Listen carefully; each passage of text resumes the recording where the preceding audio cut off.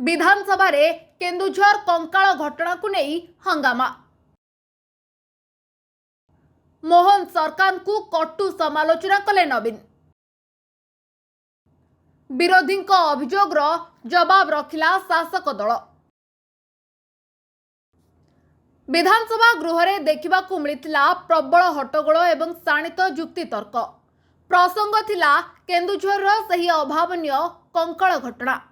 जड़े व्यक्ति जहां ना जीतू मुंडा निज भौणीर मृत्यु प्रमाण करने बैंक को कंकाल बोही नेबा घटना को नहीं गृह रे मोहन सरकार को कड़ा समालोचना करिसेंती विरोधी दल नेता नवीन पट्टनायक। महिला सशक्तिकरण उपरे चलिथिबा आलोचना बेले एहाको राज्य पई अपमान बोली कहिसेंती नवीन। विधानसभार स्वतंत्र अधिवेशन विषय थिला भारतीय गणतंत्र रे महिलांको भागीदारी, किंतु आलोचना आरंभ हेबा मात्रे केन्दुझर कंकाल प्रसंग को नहीं उठितिला झड़। विरोधी दल नेता नवीन पट्टनायक मोहन सरकार को टार्गेट करी कहितिले जे जो राज्य रे जड़े महिलांको मृत्यु परे तांको कंकाल को खोली बैंक को नेबाकू पड़ुछि सेठारे महिला सम्मान केउठी। नवीन एहाकू अति अमानवीय एवं दुखदायक बोली वर्णना करबा सह बीजेपीर डबल इंजिन सरकार उपरे प्रश्न उठाइछन्ते।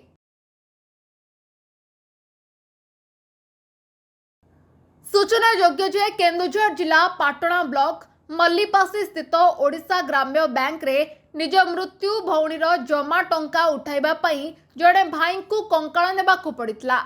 एही घटना एबे केवल मानविकतार प्रश्न नुहे बरं ओडिशा राजनीतिर एक प्रमुख वितर्क रे परिणत होइछि। नवीन पट्टनायक विरोधी दल नेता भावे आज जेभली भावे सरकार को घेरिछन्ती ताहा स्पष्ट करुछि जे आगामी दिन रे कंकाल राजनीति एवं महिला सुरक्षा प्रसंग रे राज्य राजनीति अधिक सरगरम हेबो। विधानसभा रे सही घटना को नहीं चलिथिला प्रबल हट्टगोल।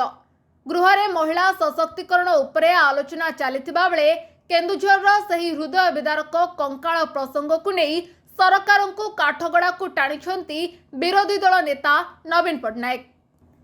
दीर्घ दिनर नीरवता परे नवीन को एही शाणित आक्रमण मोहन सरकार को पई अड़ुआ परिस्थिति सृष्टि करछि।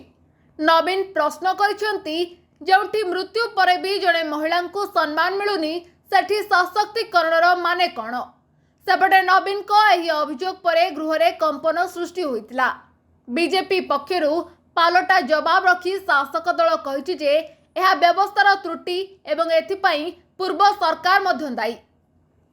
मुख्यमंत्री निज जिले में घटिथिबा एही घटना को नहीं विरोधी कांग्रेस मध्य स्वर शाणित करिछि।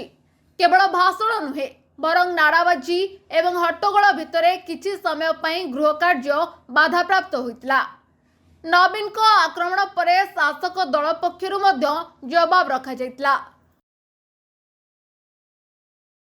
उपमुख्यमंत्री प्रभाती परिडा पुराना दानामाझी घटना को मने पकाई बीजेडी को काउंटर करछन्ती। अपर पक्षे कांग्रेस विधायक माने मध्य गृहर मध्यभाग को आसी नाराबाजी करबा सह किछि समय पई कक्षत्याग करथिले। मुख्यमंत्री मोहन माझींको निज जिले में एभली घटना घटिथिबारु विरोधी एहाकु एक बड़ अस्त्र करछन्ती। तेबे एही घटना आगकू आउ केते दिन राजनीति को सरगरम करुछि ताहा देखिबाकू बाकी रहिला।